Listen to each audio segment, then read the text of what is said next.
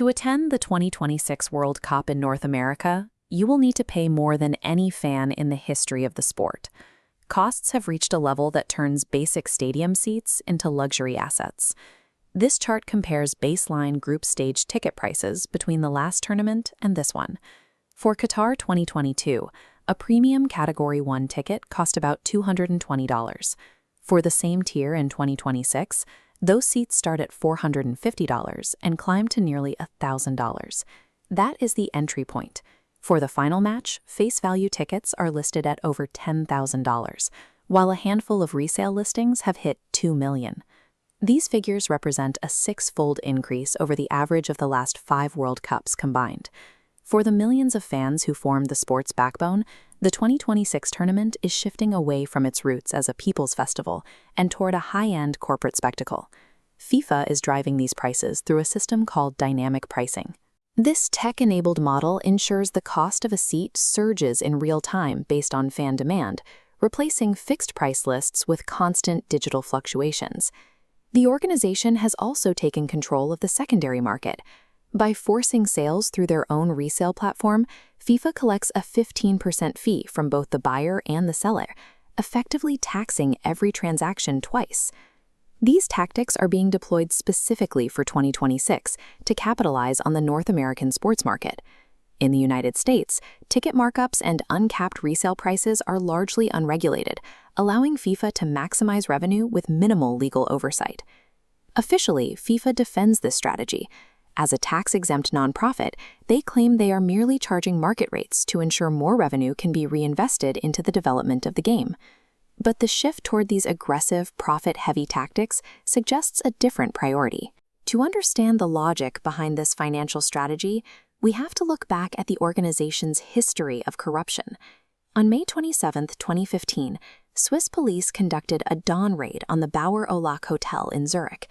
It was the moment the organization's carefully maintained public image was destroyed. A federal indictment from the U.S. Department of Justice detailed $150 million in bribes paid out over more than 2 decades, leading to the arrest of 14 top executives and corporate officials. The investigation revealed a system built on greed. Executives took under-the-table kickbacks in exchange for awarding World Cup hosting rights and lucrative broadcasting contracts. The fallout forced the resignation of President Sepp Blatter and brought public promises of transparency. But while the individuals at the top changed, the underlying structural incentives did not. Removing a few dozen officials failed to fix the systemic rot. The institutional pressure to secure political support within the organization remained, requiring a new way to keep the federations loyal. In the years that followed, the internal ethics committees were quietly stripped of their power. Key investigations into bidding corruption were suppressed, ensuring that the organization could move past the scandal without undergoing a deep transformation. Under President Gianni Infantino, the organization adopted a more corporate approach. He introduced the FIFA World Cup program, which created a structured, legal way to distribute wealth to member nations. This system is designed around FIFA's voting rules. Every nation, regardless of size or wealth, has exactly 1 vote in the presidential election. For any president to stay in office, they must secure the loyalty of the smaller, less affluent federations. This flowchart illustrates the current model. The central hub distributes massive development funds out to member associations. In return, those federations provide the political loyalty and the votes required to maintain the leadership. This patronage system requires a constant, growing supply of cash.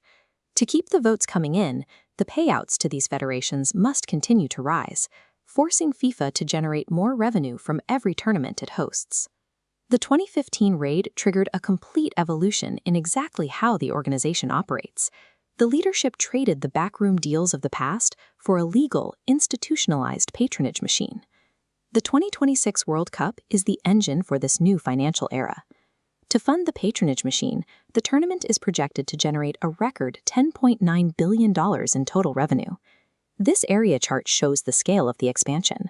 While broadcasting rights and sponsorships are up, the matchday and ticket revenue is exploding, growing by more than 200% compared to the last World Cup.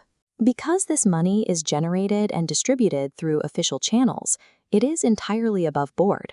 Executives no longer need to rely on the illegal personal payments that previously triggered federal investigations. The organization has optimized its financial strategy, keeping revenue flows legal and institutionalized. This model ensures the leadership is insulated from the specific legal risks that led to the 2015 arrests. Everyday fans fund this system. Every time a supporter swipes their card for an inflated ticket, they provide the capital to maintain political power. This marks a shift in the sport's values. The 2026 World Cup prioritizes high-volume corporate revenue over the inclusive atmosphere that historically defined the game. While critics have labeled this the most corrupt World Cup in history, the reality is that no laws are being broken. FIFA has found a way to make the extraction of fan wealth entirely legal. The culture exposed by the FBI in 2015 didn't disappear, it just became more efficient. By weaponizing the free market and corporate pricing models, the organization has traded the global working-class fan for legalized profit.